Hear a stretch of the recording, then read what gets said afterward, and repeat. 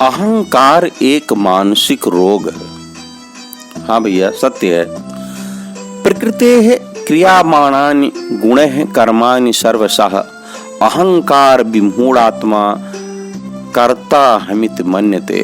वास्तव में संपूर्ण कर्म प्रकृति के गुणों द्वारा किए हुए हैं, फिर भी अहंकार से मोहित चित्त वाला पुरुष मैं करता हूँ ऐसा मान लेता है।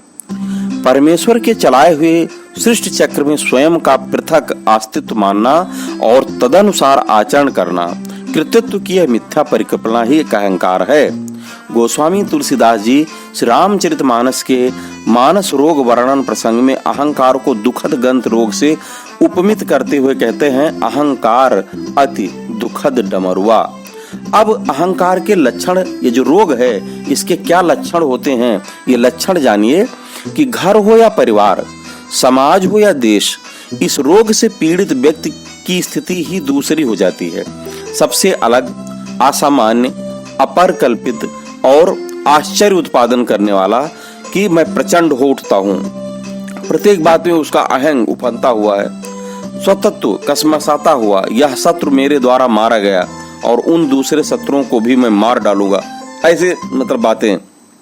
असोमया हता शत्रु हर्निशते चापरानपि, कर्म न करके भी कर्म फल का श्रेय और फिर झूठी अहंग मान्यता में ही प्रतिप्त, ईश्वरो अहम भोगी सिद्धोहम बलवान सुखी, मैं ही ईश्वर हूँ, ऐश्वर्य को भोगने वाला मैं हूँ, मैं सब सिद्धियों से युक्त हूँ, बलवान हूँ और सुखी हूँ। ये इस रोग के आंतरिक लक्षण हैं। इसके अतिरिक्त वक्षा स्थल का अतिशय तनाव, मस्तिष्क का अपेक्षाकृत उठाव, गति में मादकता, स्वर में मस्ती भरा अल्हड़पन आदि इस रोग के बाह्य लक्षण माने जा सकते हैं। इस रोग से पीड़ित व्यक्ति की प्रवचन शक्ति भी अपेक्षाकृत बढ़ जाती है। आप ऐसे लोगों से प्रायः उब जाया करते हैं, मन में सोचने लगते हैं, क्या भला मोल यार, कहाँ आकर फंसे।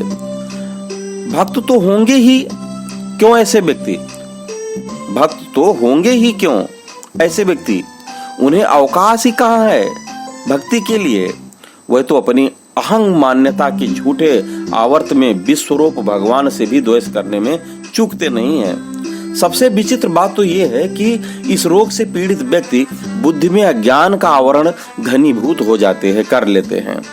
बुद्धि यथार्थ मानने लगती है उनकी। ऐसा व्यक्ति कुछ कागजों, धातुओं आदि का संग्रह करके कुबेर और कुछ पुस्तकों के पन्ने उलट पुलट कर देवगुरु बृहस्पति और कुछ व्यायाम कर महाबली हनुमान से टक्कर लेने की सोचने लगते हैं भाई, कि मतलब हम तो बहुत बलशाली हो गए, अब हमारे जैसा निपुण बलवान कोई है ही नहीं, है ना। यानी इतना अहंकार उनका बढ़ जाता है कि धनी, विद्वान, बलवान, यशस्वी क्यों न हो, अपने सर्वता से दर्प के कारण वह असामान्य व्यक्ति बन जाते हैं तथा जनता और जनार्दन दोनों की आंख में खटकने लगते हैं।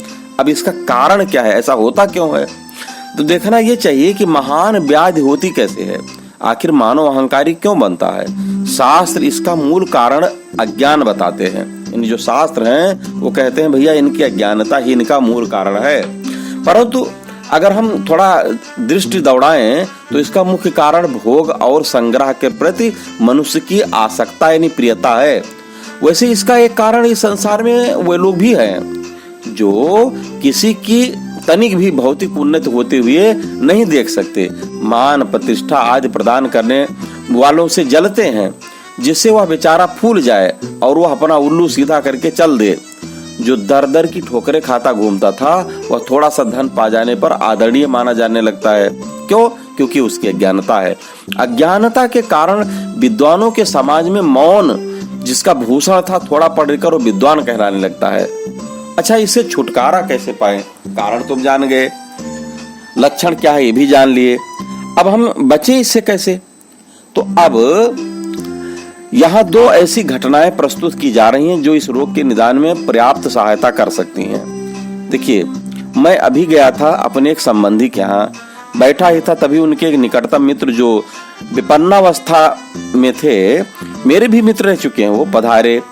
इधर उधर की हाँकने के बाद वे ले गए मुझे अपने घर और बैठक दिखाने लगे। देखिए साहब, आप तो ठहरे भावुक आदमी, आपको यहाँ ले आया हूँ नाहक आपका दिमाग चाटते हुए।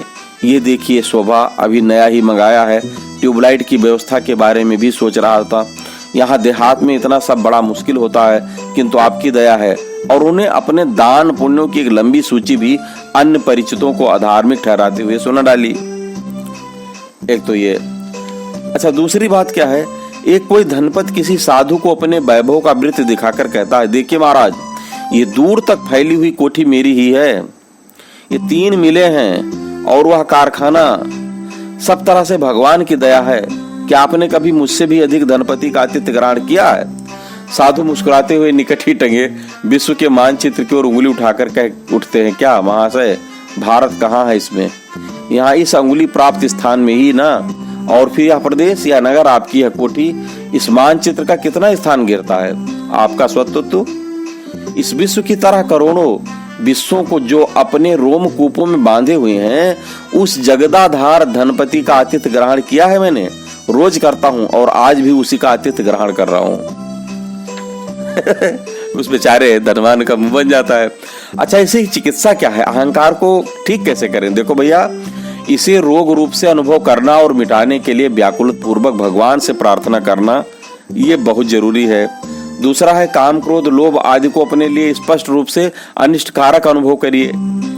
तीसरा ये, जिन्होंने अपने संपूर्ण स्व को श्याम सुंदर लीला वृत्त में केंद्रित कर दिया हो, जो अपना संपूर्ण अहम एको हम बहुश्याम के संकल्प से सृष्टि को परिकल्पित करने वाले सर्वेश को समर्पित कर चुका हो, उन महापुरुषों का सत्संग इस रोग का रामबाण दवा है भैया। यानी कि जो भगवान का सत्संग करता हो, जो ये मानता हो कि जो कुछ हैं वो हमारे भगवान श्री हैं, दीनबंधु दीनानाथ हैं, रामचंद्र जी महाराज हैं, लीलाधारी श्री कृष्ण हैं, और ऐसे लोगों की संगत यदि आपको मिल जाए तो स्वतः ये चल जाएगा, खत्म हो जाएगा। अच्छा, अगर हम मान लिया किसी कारण जी इसमें फंसी गए तो इससे बचने का उपाय कैसे करें, कैसे बाहर निकलें, वो तो मैंने बताया। और होए ही ना, इसका कैसे उपाय करें? तो देखिए भैया, इस रोग से बचने के लिए उचित ये है कि हम रोग के कारणभूत भोग और संग्रह से बचें, क्योंकि जो इससे छू गया वह रोगी हो ही जाएगा। मानसिक रोगियों का संसर्ग त्याग, ऐसे प्रियजनों से दूर रहना ही उचित समझें जो अभिमानी और स्वार्थ पारायण होते हैं। अच्छा, यथा समय आवश्यक उपचार के अभाव में अहंकार की परिणत पतन में होती है। भैया सुनिए, जो परिणत होती है पतन हुई होती है, अंत में उसका पतन निश्चित है। और मनुष्य जन्म मरण रूप भयानक चक्की में अनंत काल तक पिसता ही रहता है। तो बेहतर है कि हमें अपने अहंकार का परित्याग कर भगवत शरण कहना चाहिए, जितना हो सके भगवत का भजन करना चाहिए। अगर मान लिया जाए किसी कारणवश सत्संग में 1-2 दिन बाधा पड़ भी जाती है, तो हमें क्या करना चाहिए? अकेले में रहकर भगवत नाम का साहस उच्चारण, उनकी ही कथा कहानी कहकर अपने ही मुख से अपने कान को सुनाइए। कान के माध्यम से हृदय जाकर वो अपने हृदय को पवित्र करता है। अगर आपके साथ कोई है तो उससे थोड़ी अपनी और घर की बात करने के बाद उस भगवत उच्चारण के उसमें उतर आइए और उनको भी उस भगवत कृपा के गंगा जल से पवित्र करिए। और मान लिया जाए इन दोनों में सत्संग छिड़ जाती है तो अहो भाग्य, ये कह करके अपने आप को कृतार्थ कर लीजिए। और मुख्य बात तो ये है कि अगर आप अकेले हैं तो अपने आप भजन कीर्तन करिए, कोई मिल जाए तो उससे कहिए। और जितना ज्यादा हो सके ज्यादा से ज्यादा जो है अपने जन्म को बनाने का, कल्याण करने का एक ही मौका मिला है भैया, इसको मत गंवाइए। जय सिया राम।